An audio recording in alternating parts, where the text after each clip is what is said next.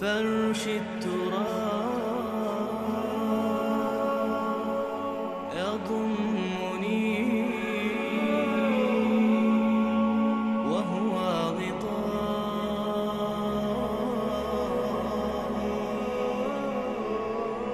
حول الرمال تلفني. أعوذ بالله من الشيطان الرجيم. بسم الله الرحمن الرحيم، والحمد لله رب العالمين. إن الحمد لله نحمده ونستعينه ونستغفره، ونعوذ بالله تعالى من شرور أنفسنا ومن سيئات أعمالنا.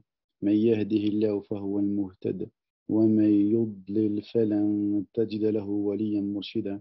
وأشهد أن لا إله إلا الله وحده لا شريك له، وأشهد أن محمدا عبده ورسوله وصفيه من خلقه وخليله. اللهم صل وسلم وزد وبارك عليه وعلى آله وأصحابه والتابعين إلى يوم الدين. ما بعد، حياكم الله جميعا أحبتي في الله، وطبتم وطاب ممشاكم وتبوأتم من الجنة منزلا. والله أسأل الذي جمعني معكم في هذه الساعة المباركة وفي هذا الشهر المبارك على طاعته أن يجمعنا في الآخرة في جنته ودار مقامته ومستقر رحمته، إنه ولي ذلك والقادر عليه. ثم أما بعد، Assalamu alaikum wa rahmatullahi wa barakatuh. Très chers frères, très chères sœurs, bonjour, bonsoir, ça dépend à quelle heure vous voyez donc cette vidéo-là. J'espère que ce jour du mois de Ramadan s'est passé comme vous le souhaitez. Et j'espère qu'on prie, on invoque Allah subhanahu wa ta'ala qu'il accepte notre jeûne, notre prière, qu'il accepte nos œuvres faites uniquement pour sa face. Alors rappelez-vous, hier on s'est arrêté sur la situation avec ce qu'on appelle su'u ou husn al-khatima, la bonne ou la mauvaise fin.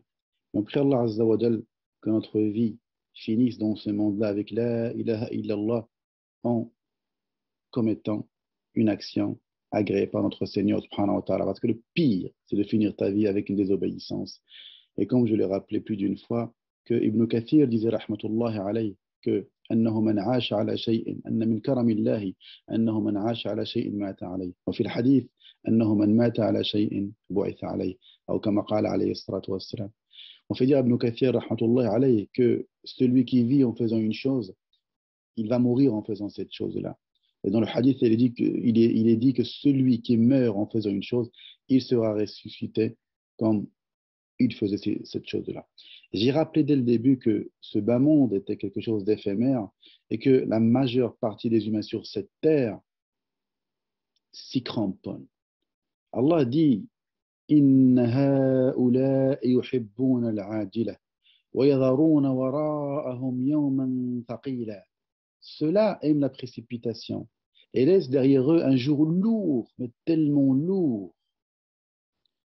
Et que wallahi liya'lam al-jami' anna ad-dunya mahma talat fahiya qasira. Que chacun sache que ce bas monde, cette dunya, même son temps est trop long, wallahi il va être très court. On posera la question à quelques-uns le jour du jugement, kam labith, il va dire ou kam labithtu yawman aw ba'da yawm, un jour ou une partie d'un jour. Il a vécu des dizaines et des dizaines d'années. Quelques-uns ont vécu des centaines d'années bien avant nous. ومهما عظمت فهي حقيرة ولأن الليل مهما طال لا بد من طلوع الفجر وأن العمر مهما طال لا بد من دخول القبر. La nuit, avec toute sa longueur, même si elle est la plus longue possible, arriverait un moment où l'aube va se lever. Et la vie, même si elle est extrêmement longue, il est certain que tu rentreras dans un trou, dans cette tombe qui t'est destinée, toi ainsi que moi. Simplement, l'humain l'oublie. L'humain oublie souvent ce qu'il fait comme manquement, ce qu'il fait comme péché, et les manquements, effectivement, qu'il a vis-à-vis de son Seigneur, subhanahu wa ta'ala. أيا ما يدعي الفهم إلى كم يا أخي الوهم تتبع الذنب بالذنب وتخطي الخطأ الجم أما بان لك العيب أما أنذى لك الشيب وما في نصحه ريب أما نادى بك الموت أما أسمعك الصوت أما تخشى من الفوت فتحتاط وتهتم فكم تسير في السهو وتختال من الزهو وتنفض إلى اللهو كأن الموت ما عم كأني بك تنحط إلى اللحد وتنغط وقد أسلمك الرهط إلى أضيق من سم هناك الجسم ممدود ليستأكله الدود إلى أن ينخر العود ويمسي العظم قد رم فزود نفسك الخير ودع ما يعقب الضير وهيئ مركب السير وخف من لجة اليم بذا أوصيك يا صاح وقد بحتك من باح فطوبى لفتى راح بآداب محمد يأتم. Avec Wallah et cette belle parole, je ne peux les traduire correctement. Avec ces vers de ce poème qui nous rappelle que le corps va être allongé dans sa tombe et que les vers vont le manger. Et que toi qui tu es, toi, tu es celui qui a le pouvoir, qui a la réputation, la notoriété, tu as l'argent, tu as la richesse. Et Wallahi wa Rabbil Kaaba, tu seras dans un trou comme tout le monde. Comme tout le monde. On avait dit, poser la question à, c'était le Fodayl ibn Iyad. Le Fodayl lui posa la question, lui dit, Kam umruk? L'homme répondit, j'ai 60 ans, c'est tout sana. Al-Fodayl lui dit, Idan anta, منذ 60 سنة تسير إلى الله يوشك أن تصل.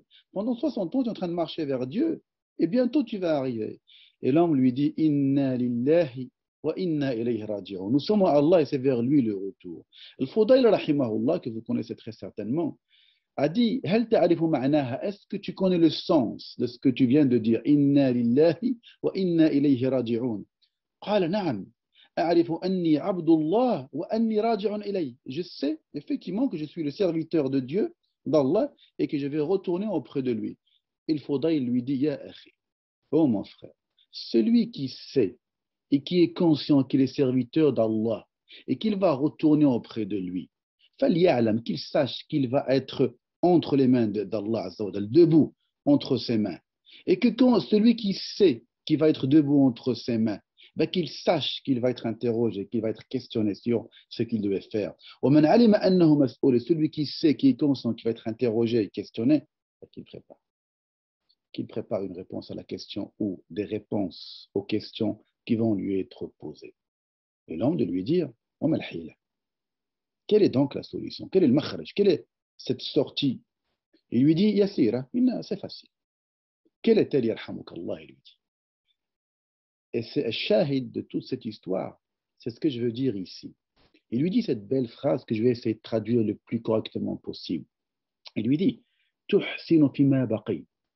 Tuhsinu fima baqi. Tu parfais les actions qui te restent dans ta vie.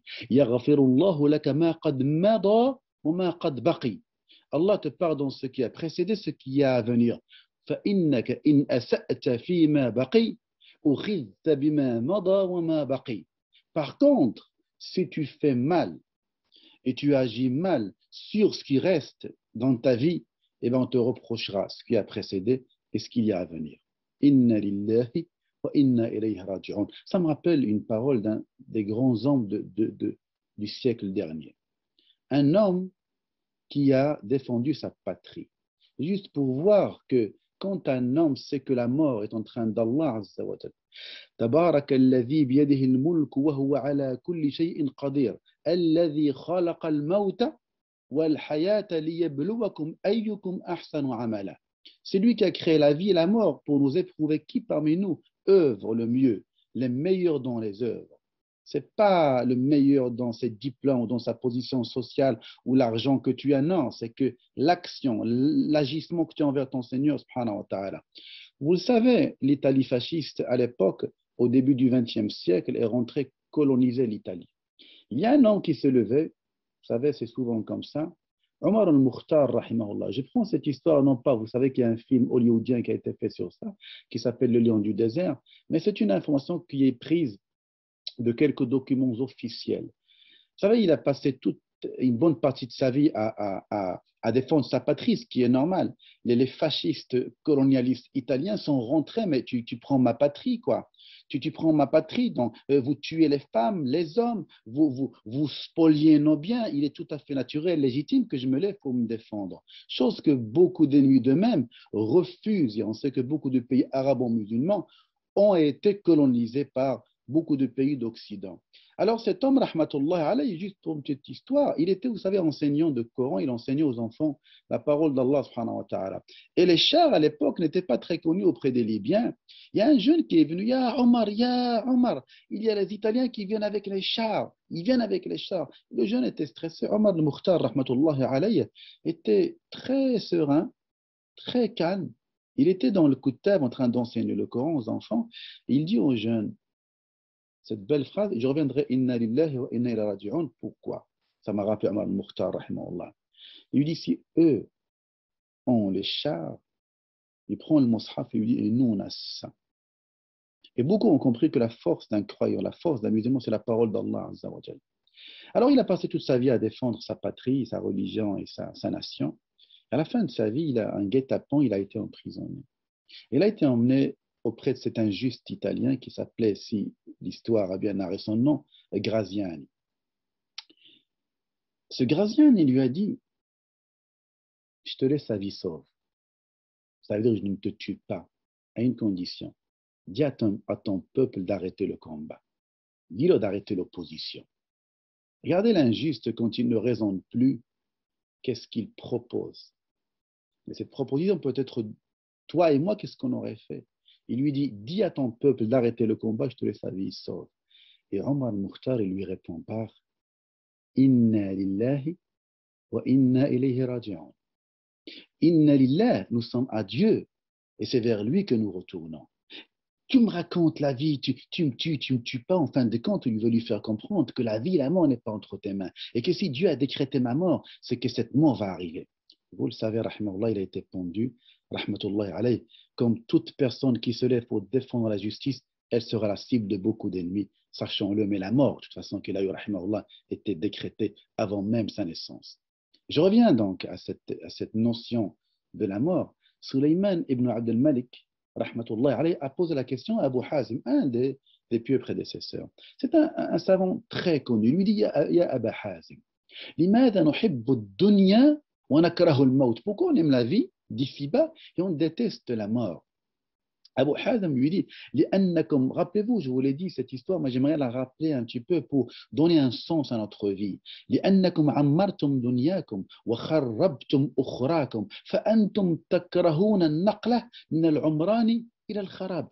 Parce que vous avez construit dans ce monde-là et vous avez démoli l'autre monde. Donc, vous détestez déménager d'un monde où vous avez construit vers un autre que vous avez démoli. Or, l'akhirah, l'au-delà, le paradis, tu peux le construire avec les actes, avec l'adoration envers ton Seigneur, subhanahu wa ta'ala, avec ce tawhid qui est la base de notre religion, avec le fait d'aller vers ce qu'on appelle le taqwa, le but de ce shahr Ramadan, ce shahr béni. Rappelons-le, ce n'est pas un mois sacré comme beaucoup le disent, c'est un mois béni, mubarak. Le fait de jeûner est effectivement un des buts principaux, c'est d'atteindre la piété. Et c'est quoi donc la piété? C'est d'aller vers là où Allah veut que tu sois, lui obéir et de s'interdire là où il ne veut pas qu'il te voie. Ça veut dire aller vers le haram. C'est ça en fait la préparation pour l'autre monde. Quand tu te prépares à chaque fois que tu te dis, est-ce que Allah me voit? Et on a posé la question à un de nos pieux prédécesseurs. Regardez comment les gens pensaient à l'époque. Il dit, comment as-tu placé ta confiance en Allah Azza wa Jalla? Il a dit par 4 choses.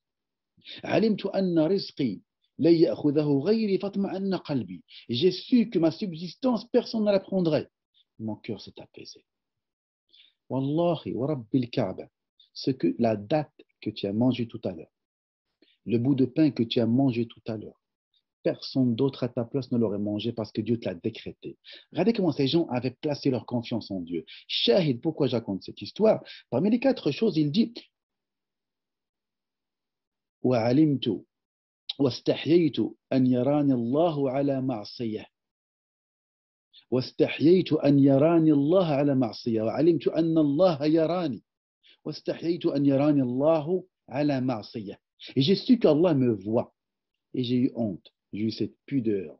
J'ai eu honte de savoir que Dieu me voit, qu'Allah me voit et me voit en train de commettre une désobéissance. Ça, c'était des gens qui avaient la conscience comme qu'ils y allaient. Ils vont y aller. C'était une conscience. Chose que nous, malheureusement, aujourd'hui, illa man rahima rabbuk, a été beaucoup oublié. Mais sache, quoi que tu puisses avoir dans ce monde-là, kullu bakin fasayubka, wa kullu na'in fasayun'a, wa kullu madhkurin sayafna, wa kullu madhkurin sayunsa, laysa ghayru Allah yabqa man ala, fallahu a'la. Kullu bakin fasayubka. Toute personne qui a pleuré pour un mort, on pleurera pour elle. Wa kullu na'in fasayun'a. Et toute personne qui a annoncé la mort d'autrui, on lui annoncera sa propre mort. Wa kullu madhkurin sayafna. Et toute chose que tu as mis de côté va disparaître. Wa kullu madhkurin sayunsa.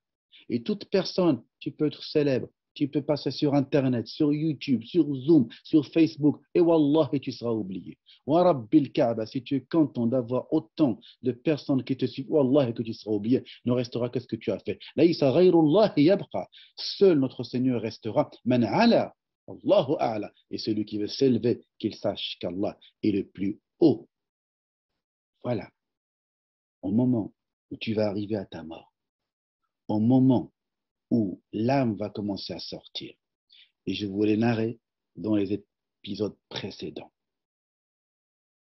Toi, tu es allongé, tu es milliardaire, tu as beaucoup de millions, tu as pris ton jet privé, on t'a amené en Amérique, on t'a amené en Europe, on t'a ramené dans les hôpitaux les plus chers, ou les cliniques les plus chères, on a fait appel aux spécialistes les plus compétents, lui il est compétent en cardiologie, lui en anesthésie, on a rappelé les plus grands professeurs. Mais le professeur a voulu une chose, mais Dieu en a voulu une autre. Allah Azza wa Jalla a voulu que ce soit ton heure, quoi que tu fasses, avec ton argent, avec ton pouvoir, avec ta notoriété, avec tes diplômes, fais ce que tu veux, l'heure est arrivée. Et tu vas être allongé. Tu vas être allongé. Et tu vas sentir ton corps en train de refroidir. Et que toi, tu voudras lever ta main, tu ne pourras pas. Et tes lèvres sont très lourdes. Tu voudras dire La ilaha illallah, tu ne pourras pas le dire. Que là, tu vas te rappeler cette parole d'Allah Azza wa Jalla.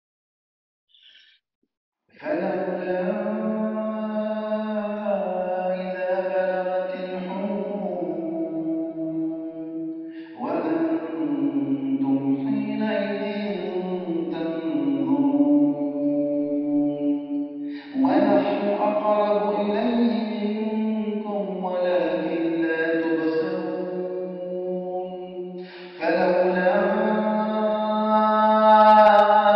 إن كنتم غير مدينين ترجعونها إن كنتم صادقين فأما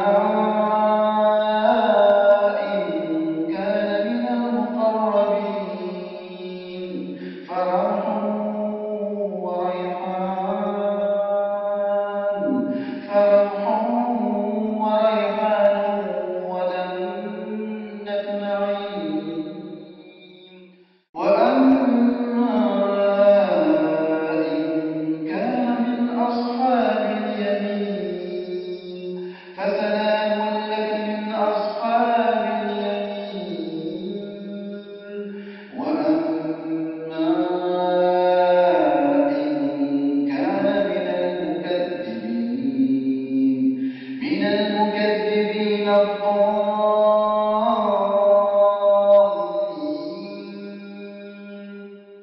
فنزل من حميم وتصلية جحيم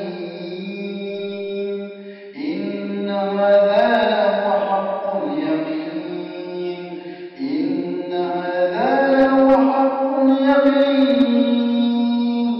فسبح باسم ربك العظيم. Lorsque le souffle de la vie remonte à la gorge d'un moribond, et qu'à ce moment-là, vous regardez, et que nous sommes plus proches de lui que vous qui l'entourez. Mais vous ne le voyez point. Pourquoi donc, si vous croyez que vous n'avez pas de compte à rendre, ne la faites-vous pas revenir, cette âme, si vous êtes véridique, si celui-ci est du nombre des rapprochés d'Allah? Alors, il aura du repos, de la grâce et un jardin de délices. Et s'il est du nombre des gens de la droite, il sera accueilli par ces mots: paix à toi, de la part des gens de la droite.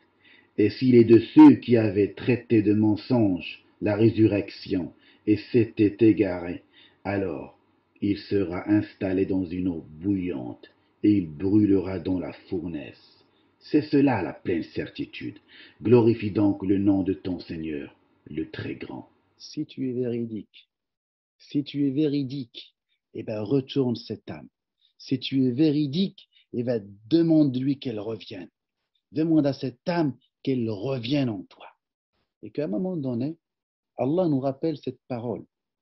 Kalla, idha balagati taraqiya wa qila man raq.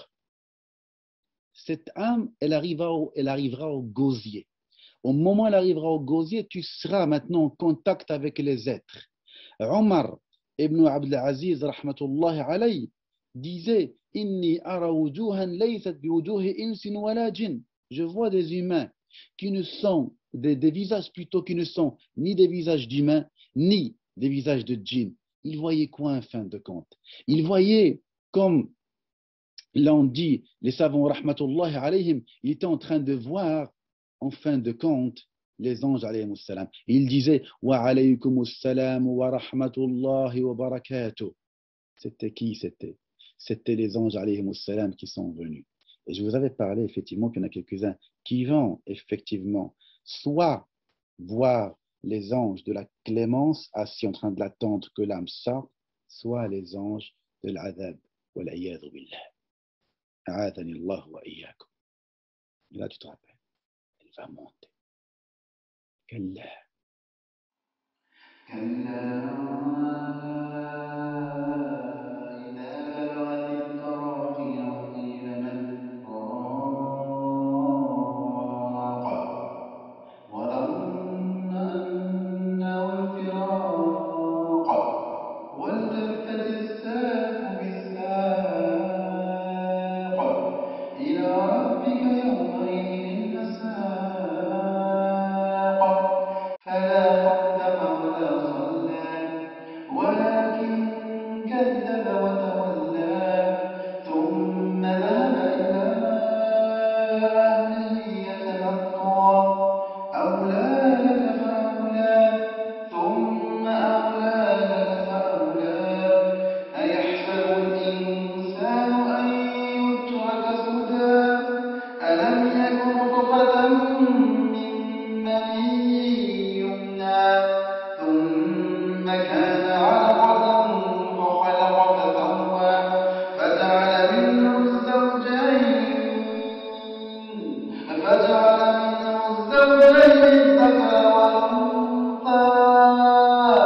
أليس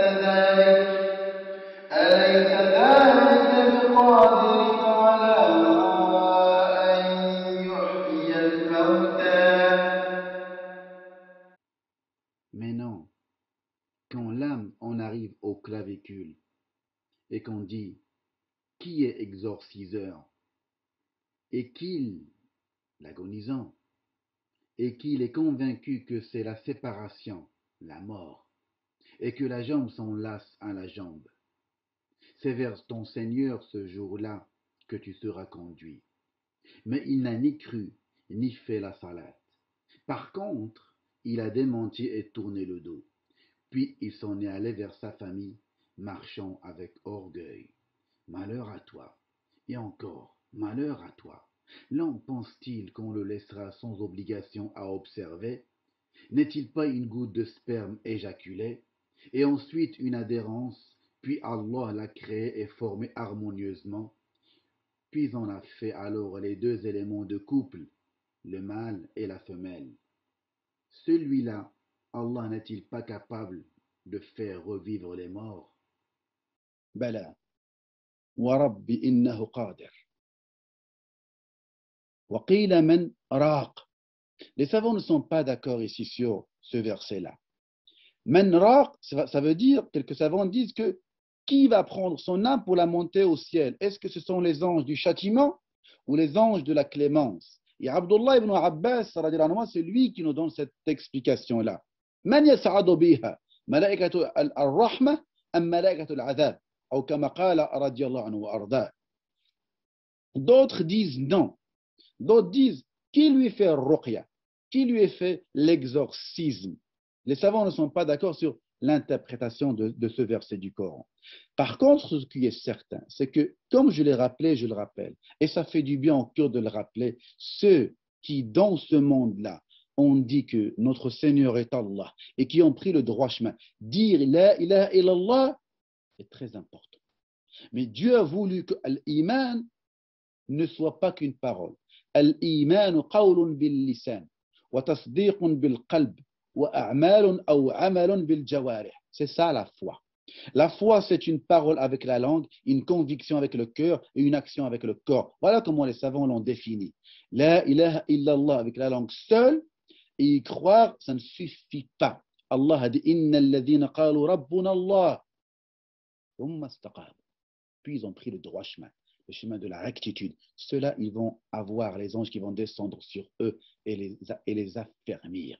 يثبت الله الذين آمنوا بالقول الثابت في الحياة الدنيا وفي الآخرة. Allah affirme les croyants. Rappelons-le une énième fois. Les croyants, ceux qui portent la foi. Je préfère le traduire ainsi plutôt. الذين آمنوا, quand on parle de croyants, ce sont ceux qui portent la foi. Je préfère le traduire avec ce terme-là. Ceux-là sont, Allah les a fermés avec la parole ferme dans ce monde. Abdullah ibn Abbas nous dit que c'est le fait de dire La ilaha illallah avant de mourir dans ce monde-là. Et quand les anges sont là, le prophète nous dit, alayhi salam, فَإِذَا كَانَ الرَّجُلُ صَالِحًا قالوا أي الملائكة اخرجي أيتها النفس الطيبة كانت في الجسد الطيب. Ô bonne âme, sors et tu étais dans le corps pur. Voilà ce que tu vas entendre. فَاللَّهُمَّ اخْتِمْ لَنَا بِالتَّوْحِيدِ اللهم اختم لنا بالإيمان اللهم اجعل آخر كلامنا لا إله إلا الله اللهم ارحمنا يا أرحم الراحمين. Maintenant, cette âme, quand elle va sortir, vous savez, j'aimerais juste rappeler une histoire qui me plaît beaucoup. J'aimerais la rappeler pour moi le premier. Et comme je le rappelle souvent, celui qui parle n'est pas forcément meilleur que ceux qui entendent. Ce n'est pas un honneur, mais c'est une responsabilité. Haroun al-Rashid, et je finis avec cette histoire. Haroun al-Rashid, rahimahullah, était un des grands califes des musulmans, Fiddoul al-Abbasiyya. Cet homme-là, on dit l'histoire, on dit de lui qu'il passait son temps avec les femmes dans un harem. Wallahi kadhib. Wallahi, c'est un pur mensonge qui a été tissé envers cet homme, qui la vérité est la suivante. Il passait un an au Hajj, un an le Hajj et un an le Djihad. Un an le Hajj, un an le Djihad. Cet homme, avec le terme homme, comme il sied aux hommes avec un grand H, cet homme, rahimahullah, tellement il gouvernait une très grande contrée de la terre musulmane. Il disait au nuage, Ya sahaba, amtiri aynama shi'ti, sayatini kharajuki. Amtiri aynama shi'ti. Fais tomber ta pluie là où tu veux. Ce que la terre va en sortir me sera ramené. Pour dire qu'en fin de compte, tu peux voguer là où tu veux. La pluie qui tombera et qui fera sortir ce qui fera sortir de la terre me sera ramené parce qu'il gouvernait toute cette contrée-là. Cet homme, rahimahullah, avant de mourir, il a dit, ramenez-vous, moi, voir ma tombe. Ils l'ont ramené voir sa tombe. فَحَمَلُوهُ فَنَظَرْ فَبَكَى. Il a commencé à pleurer. Il a commencé à pleurer en levant la tête au ciel. Il a dit ces paroles qui resteront gravées dans l'histoire. Ya man la yazulu mulkuh, irham man qad zala mulkuh. Ya man la yazulu mulkuh, irham man qad zala mulkuh. Ô celui, en se dirigeant vers Allah Azza wa Jal, ô celui dont la royauté ne s'enlève pas, fais miséricorde à celui dont la royauté s'est enlevée, la royauté a disparu. Et il disait, Ma aghna anni maliya, halaka anni sultaniya, ma aghna anni maliya. où est mon argent? Halaka anni sultani, où est mon pouvoir? C'est parti. Ni pouvoir, ni argent, tu ne ramèneras rien avec toi. Cet homme, rahimahullah, savait et se préparait. Et c'était quelqu'un, effectivement, qui a laissé une trace très positive dans le khilaf al-islamiyya. Je rappelle, je finis avec cette histoire, et c'est un rappel pour moi le premier. Aya abdu, kam yaraka Allahu asiya, harisan ala dunya wa lil mawti nasiya, أنسيت لقاء الله واللحد والثرى ويوما عبوسا تشيب فيه النواصيا لو أن المرء لم يلبس ثيابا من التقى تجرد عريانا ولو كان كاسيا ولو أن الدنيا تدوم لأهلها لكان رسول الله حيا وباقيا ولكنها تفنى ويفنى نعيمها وتبقى الذنوب والمعاصي كما هي فلنتق الله. Qu'on crée notre Seigneur et qu'on prépare ce grand voyage. أقول قولي هذا واستغفر الله عليه واستغفره إنه هو التواب الرحيم. اللهم اجعل آخر كلامنا في هذه الدنيا لا إله إلا الله. اللهم اجعل آخر كلامنا في هذه الدنيا لا إله إلا الله. السلام عليكم ورحمة الله وبركاته. سبحانك وبحمدك نشهد أن لا إله إلا أنت نستغفرك ونتوب إليك والحمد لله رب العالمين. Je vous donne rendez-vous. À demain.